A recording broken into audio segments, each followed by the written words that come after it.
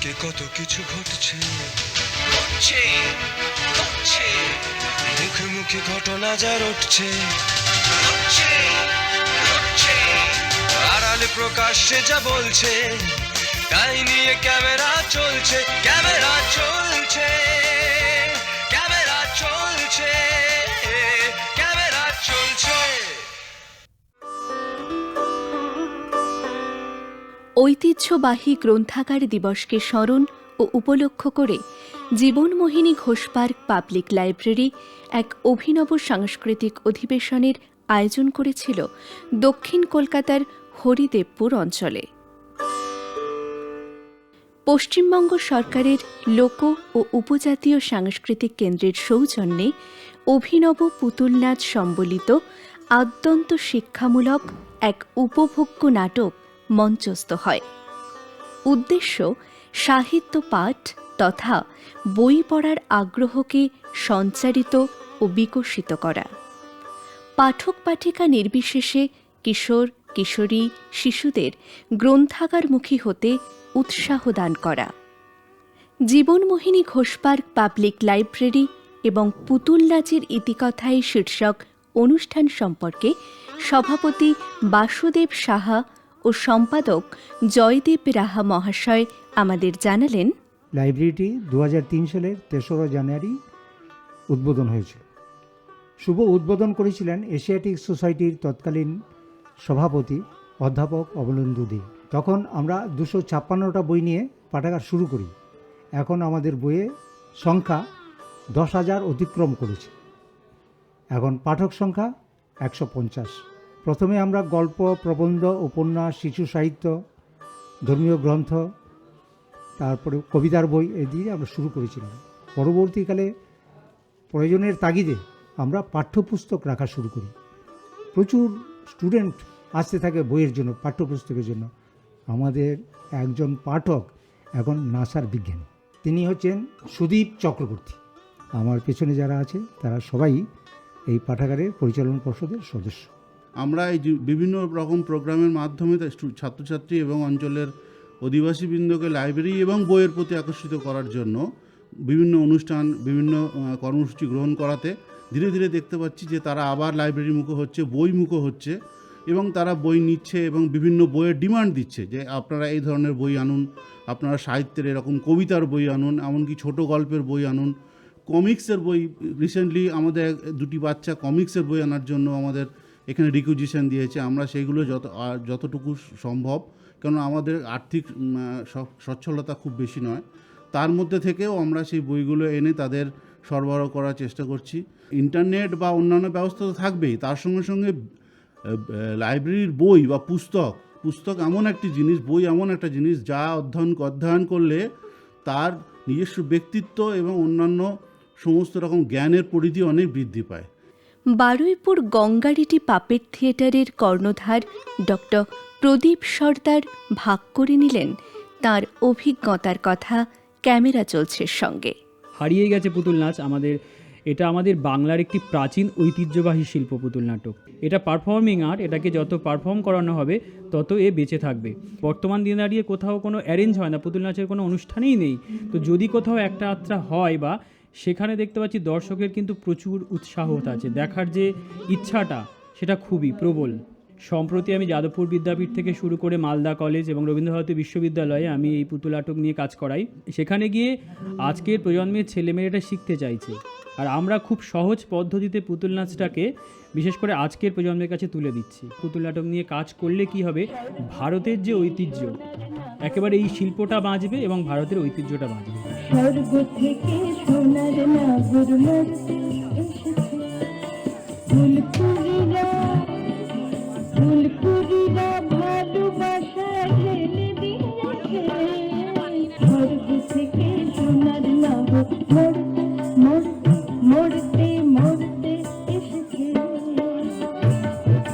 পুতুল নাচের ইতিকথায় শীর্ষক অনুষ্ঠানে প্রদর্শিত হয় ঠাকুরমার ঝুলির গল্প অবলম্বনে ব্রাহ্মণ ও ব্রহ্মদত্তী গল্পটি। এক দেশে এক গরিব ব্রাহ্মণ থাকত। সে খুব গরিব ছিল, প্রতিদিন তার খাওয়া জুটত না, এমনি ভাবেই কষ্ট করে দিন যাপন করছিল। একদিন সকালবেলা ব্রাহ্মণ খুব দুঃখ করতে লাগলো।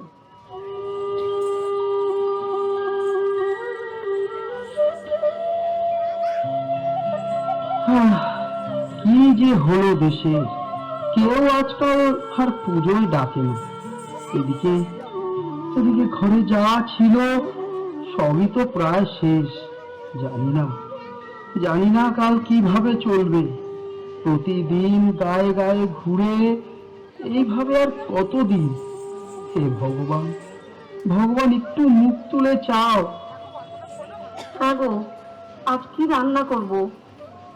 ঘরে যা চাল আছে তাতে তো আমাদের দুজনের ভাত হবে না।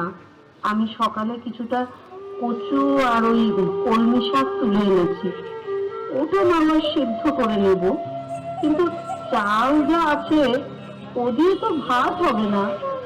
কি করবো বলো গিন্নি? যা আছে তাই দিয়ে আজ দিনটা আর নয় চালাও। কাল আমি ওই বকুলপুর গাঁয়ের দিকে যাব, তাতে যদি কিছু আয় হয়। সে কি, সে গা তো অনেক দূর গো, কতটা পথ হেঁটে তুমি যাবে কি করে? না না, দরকার নেই, অত দূর গায়ে যেতে হবে না। না গো না, এ গায়ে থাকলে আর চলবে না।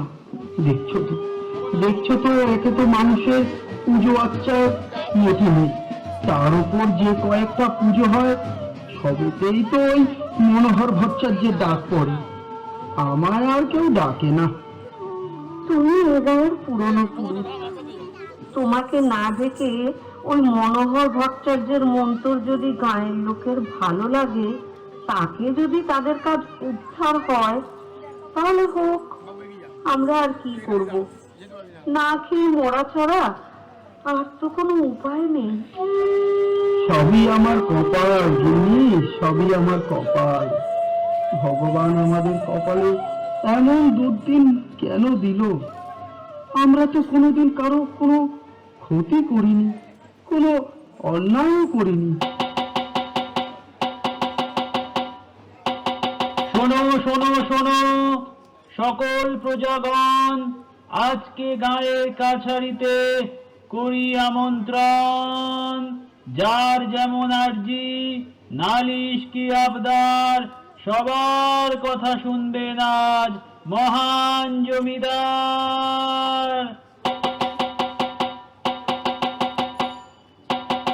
শোনো শোনো শোনো সকল প্রজাগণ। হ্যাঁ গো, শুনলে? মনে হয় ভগবানের দয়া হয়েছে। যাও না একবার জমিদারের সভায়। আমাদের দুঃখের কথা শুনলে নিশ্চয়ই উনি কিছু না কিছু বিহিত করবেন। গিন্নি, শুনেছি বর্তমান জমিদার নাকি খুব দয়ালু। আমি ঠিক যাব। আচ্ছা, কিন্তু এই পুরো কপালে ভালো কিছু কি আছে? তবে তুমি যখন বলছো এত আশা নিয়ে, আমি তবে যাব। হ্যাঁ যাও, দেখো ভগবানের দয়ায় কিছু না কিছু একটা হবেই। তুমি যাও।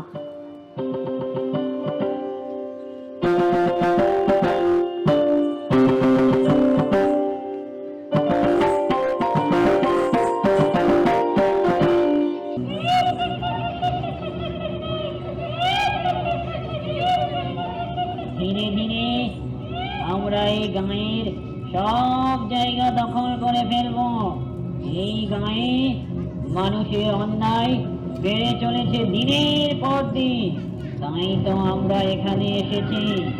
যারা যারা অন্যায় কাজ করবে, মানুষের ক্ষতি করবে, যাদের দ্বারা সমাজের ক্ষতি হবে, তাদের একটাকেও আমরা ছাড়ব না।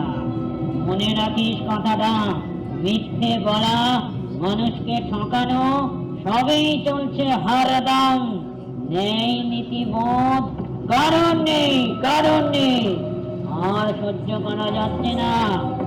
একমাত্র শাস্তি কি জানিস? এর একমাত্র শাস্তি হলো এক একটাকে ভালো করে ধরে আর মরতে রক্ত চষে খা। রক্ত চষে খাওয়া, বুঝলি?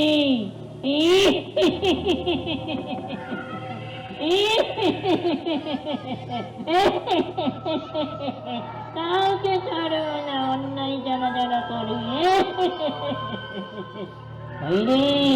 তোরা সব কোথায় গেলি?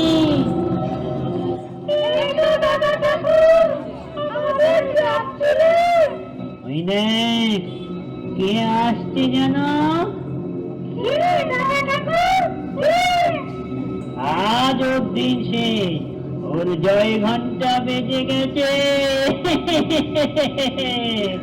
চল চল, এখন চল, এখান থেকে কেটে পড়ি, চল।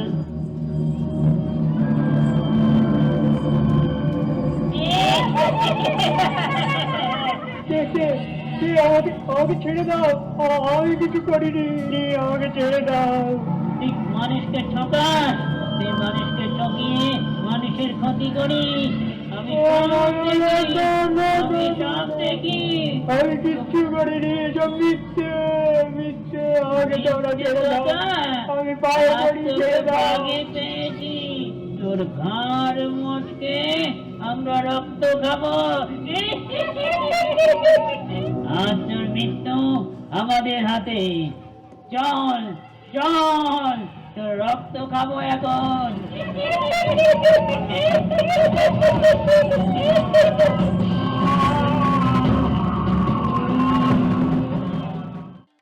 ক্যামেরা চলছে।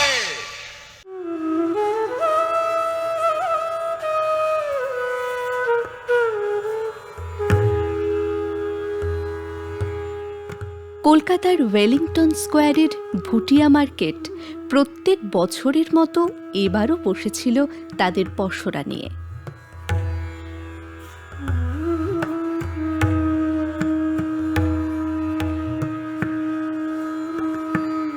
শীতের শুরু থেকে ফেব্রুয়ারি পর্যন্ত 3 মাস ব্যাপী এই অস্থায়ী মার্কেটটি চলে।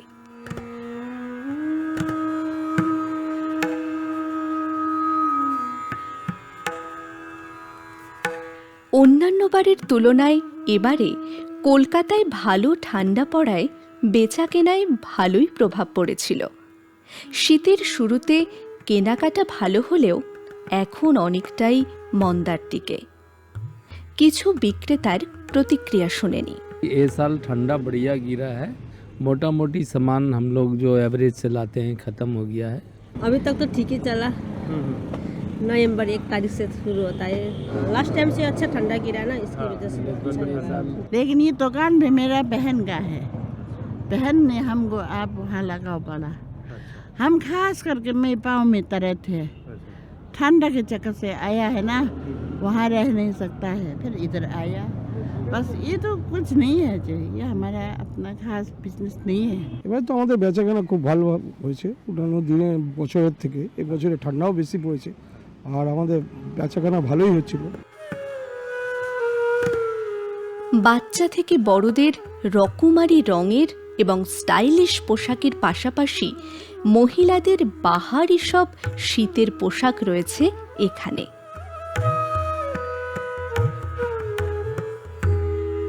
মরশুমের শেষ বেলায় কিছু ক্রেতাও আগামী শীতের জন্য পোশাক সংগ্রহ করে রাখছেন। সোয়েটারের দরকার পড়েছিল, অনেক আছে, নতুন নতুন সব উঠেছে বলে তাই শীতের শেষবেলা একটা নিয়েই গেলাম দর করে আর কি। তো অন্য জায়গা থেকে সস্তা, আমাদের হাওড়া আন্দুলে বাড়ি, ওখানের থেকে অনেকটাই সস্তা। ক্যামেরা চলছে।